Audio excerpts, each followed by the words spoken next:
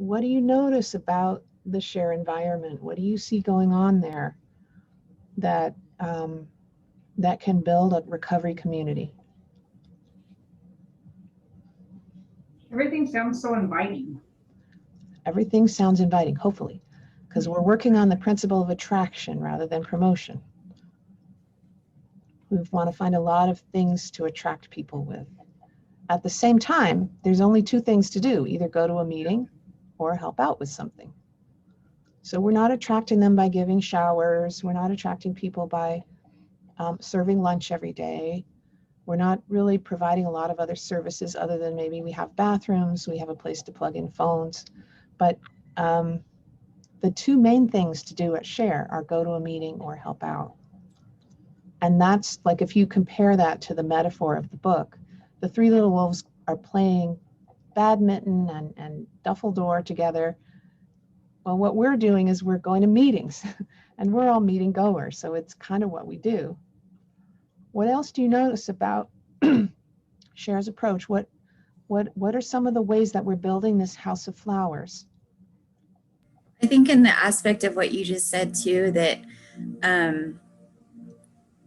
like the autonomy, like the basis of what everyone is doing is kind of the bar that's being set. And a lot of times that's the bar that others will want to reach as well. Like they want to be a part of, they're doing it, I want to try it out too. They seem super happy and like everybody's so proud of them, and I'd like to accomplish that as well. And I want to be looked at in a good way. And I want somebody to tell me thank you. And and so they make that decision themselves to raise the bar on an own independent basis versus being told that they need to do that. Right. And we try to create an environment where they really feel supported to do that and would choose to do that rather than being like, oh God, they're making me do this thing. What else do you notice about this description of Share's environment? What are some of the ways that we're trying to be inclusive? We're trying to include people. You don't discriminate? We definitely don't want to be discriminating against people. So how do we do that? Family environment.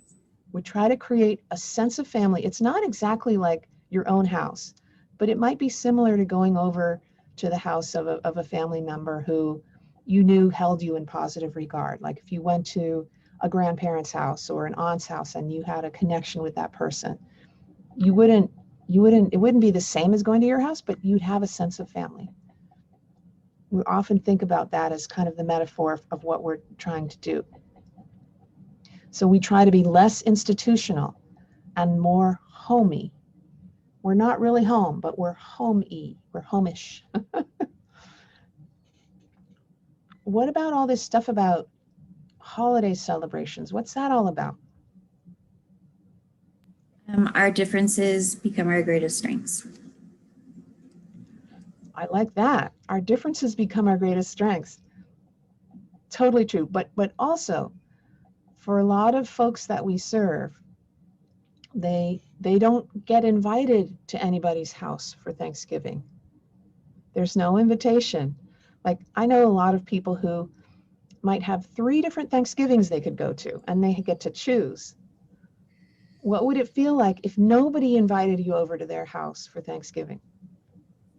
It would suck.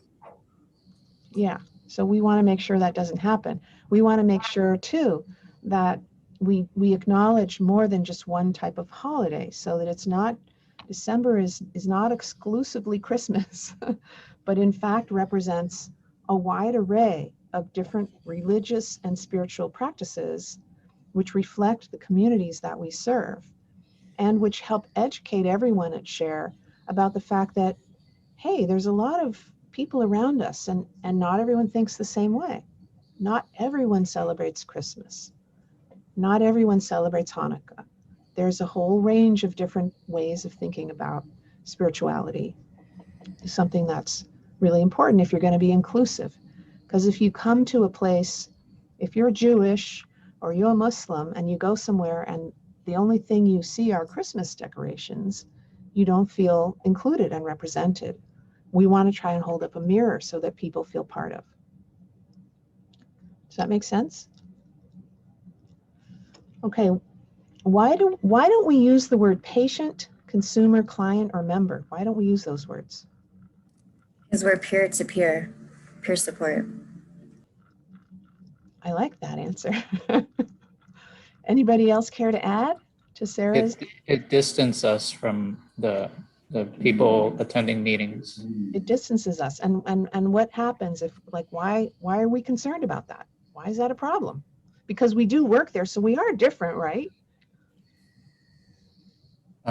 Because this distancing ourselves from the meeting goers it's less likely to build community.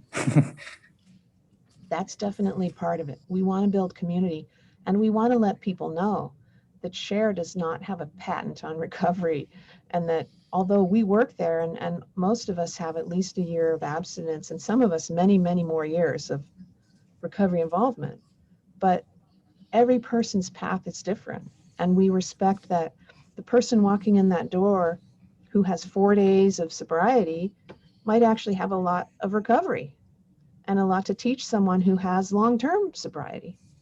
So it's this notion that, we're not God, we're not the police, and we're not the judge. We're not saying, well, I'm better than you because I have 10 years or I have however long it is. It's not about a competition of recovery. Everybody is working on their own recovery in their own way. And we want to make sure that the words that we use to talk to people reflect that we're all participants and fellow travelers on the dusty road to destiny. We're all, walking that path. And there's nobody who's a patient here. There's nobody who's a consumer or a client. I work at SHARE, but I don't have clients. There's other people there. Some of them I'm supporting or serving, some of them I'm not. It's a mixture.